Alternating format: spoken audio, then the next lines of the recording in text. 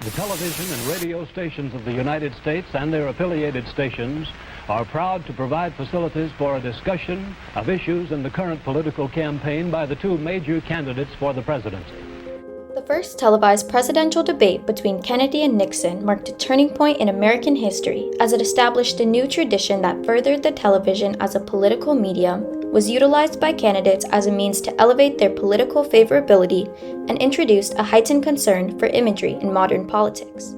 The earliest U.S. presidential candidates used campaign trails as a major campaigning method. They toured the country and gave speeches at numerous locations to increase public support and fundraise for their campaign. Campaign trails were and continue to be widely used by candidates as they give one the opportunity to make one-on-one genuine connections with Americans in hope of convincing people to vote for them. The trails are equally loved by citizens as they can hear and see the candidate in real life instead of only on advertisements. With the growing prevalence of the radio in the 30s, radio broadcasts were used by presidential candidates to mobilize support. The very first presidential debate to take place over the radio was in 1948 between Thomas Dewey and Harold Stassen, who were competing to become the Republican candidate for the presidency. Over 40 million people tuned in to listen to this debate, and it set the stage for presidential debates to occur on wide-stream media platforms. The radio became engraved into politics and became a successful and admired medium for sharing news. However, a newer, monumental invention began to capture the interest of Americans: the television. Initially designed by Philo Taylor Farnsworth in 1920, the TV had the population enthralled. It provided what the radio was unable to: the aspect of vision. Television had replaced the radio as the dominant broadcasting medium by the 1950s and entirely overtook home entertainment. Existing radio broadcasting programs began migrating over to forms of televised programming because of its newfound popularity. Similar to the radio, the boom of the television piqued the interest of politicians, who began utilizing the TV in a way to increase their patronage. For instance, presidential candidates began endorsing commercials that were created to encourage the American population to vote for them in the coming elections. I'm for president, I'm for president, I'm for president. You like Ike, I like Ike, everybody likes Ike for president. Catchphrases and jingles in these commercials allowed the candidates' main messages to easily resonate with Americans in a memorable way. With politics becoming so heavily integrated into the realm of TV, this prompted the very first televised presidential debate between Massachusetts Senator John F. Kennedy and Vice President Richard Nixon. The two were running neck and neck in the election, but Nixon had been surging in the days leading up to the debate. Nixon's status as vice president solidified an advantage for him, so Kennedy sought to level the political playing field through the debates. For Nixon, the widespread exposure that he could gain from the debates is what ultimately drove him to agree to them. Kennedy recognized the debates' potential benefits to his campaign, so he ensured to present himself enticingly. So there are campaigns that do kind of mock debates, and they do like prep, and sometimes you actually have fairly high-profile people who come in and essentially they act and play the opponent. He spent weeks practicing against opponents in mock debates and was quizzed on his responses to likely debate topics by his speechwriter and aide, Ted Sorensen. Nixon famously, when he arrived at the studios, had been ill, so he had a little fever, so he was sweating. And he also whacked his knee on the car door as he was getting out to go into the studio. So the guy was not feeling terrific. Nixon, on the other hand, suffered severe knee injuries mere weeks before the debate and was hospitalized for 2 weeks due to an infection. This greatly set him back on campaigning, so he rapidly attempted to gain lost ground by campaigning in more than 25 states in only 2 weeks. As a result, he prepared very little for the debate itself. On September 26, 1960, the day of the first debate, while Nixon was making an appearance at a campaign stop, Kennedy showed up hours beforehand for preparation. He inspected the room's temperature and lighting to ensure that its state would allow him to be seen as a put-together candidate by Americans. The man was smooth as silk, and he was a handsome guy.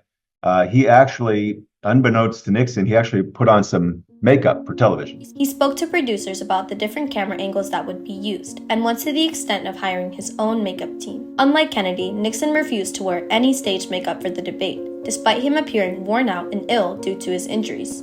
Met decisions over 800 times on matters which affect not only the domestic security of the United States, but as a member of the Senate Foreign Relations Committee. The debate was the first out of 4 to take place between Kennedy and Nixon. Each candidate was given 8 minutes for an opening statement, followed by 30 minutes of questions from journalist mediators, and a combined total of 10 minutes for their closing statements. When the first debate aired, over 77 million people watched it, 60% of all adults in the United States. Its viewership was equal to that of the Super Bowl. The question before us is, which point of view and which party do we want to lead the United States? Mr. Nixon, would you like to comment on that statement? I have no comment. The debates are the only place where the candidates meet one-on-one, and we get to watch them talk, extemporaneously to each other, unscripted. There's a little scripting going on.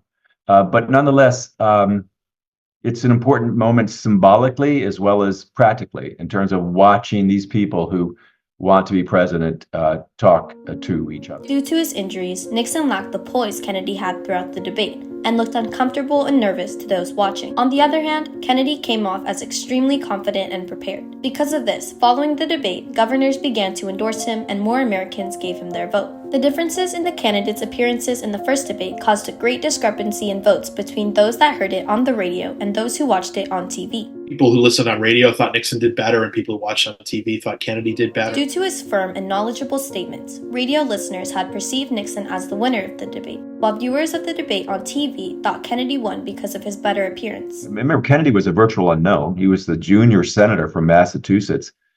And TV really, he was the first television president. Kennedy was able to pull ahead of Nixon in the polls after the debates, which paved the way for his victory in the election. He became the 35th President of the United States. He ascribed the television to his victory, and both candidates acknowledged the role it played in altering the course of the election. With a televised debate, you cannot change voting intentions. You can only reinforce already existing intentions and also perceptions of candidates. It was clear that televised debates were recognized by candidates as make-or-break moments for their campaign. A scientific survey taken after the 1960 election found that 44% of Americans believed the debates had influenced their vote, and 5% said their presidential choice was based solely on the debates. This reveals the importance of imagery in politics, as the differences in the way the candidates approached the debate, along with the amount of effort they put into their appearance, was ultimately reflective of how citizens viewed them, and affected the amount of public support and votes they received following the debate. Due to Nixon's renowned defeat, the next televised presidential debate did not take place until 16 years later, in 1976, between Jimmy Carter and Gerald Ford. The candidates within that 16-year period were fearful of tarnishing their image in the way that Nixon had. Gerald Ford was 30 points behind in the polls. People were upset with him for having pardoned Nixon. And nobody knew who Jimmy Carter was. He was this peanut farmer from Georgia. So Ford thought that the debates would help him, and Carter that they would help him.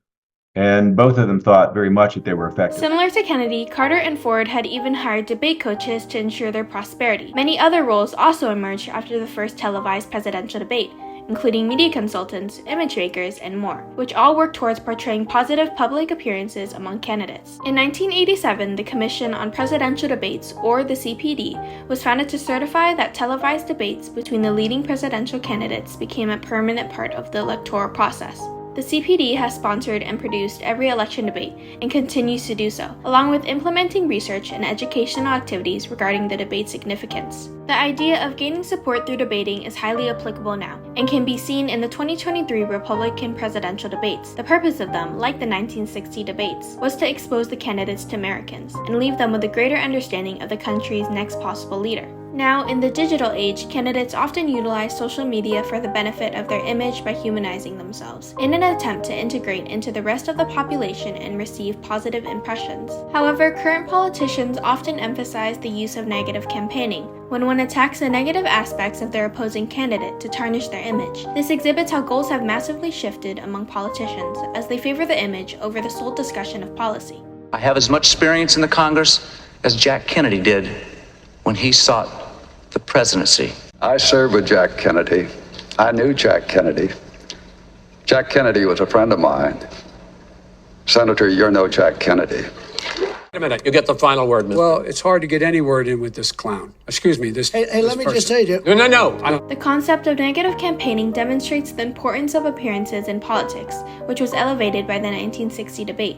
It brought upon a drive among candidates to use the media to refine their image and gain the public's favor, which has become the foundation of modern politics. The first televised presidential debate was a turning point as it set a new stage for the political usage of the television, was the basis for presidential candidates to use debating as a method of uplifting their campaigns, and created a larger prioritization of imagery amongst politicians.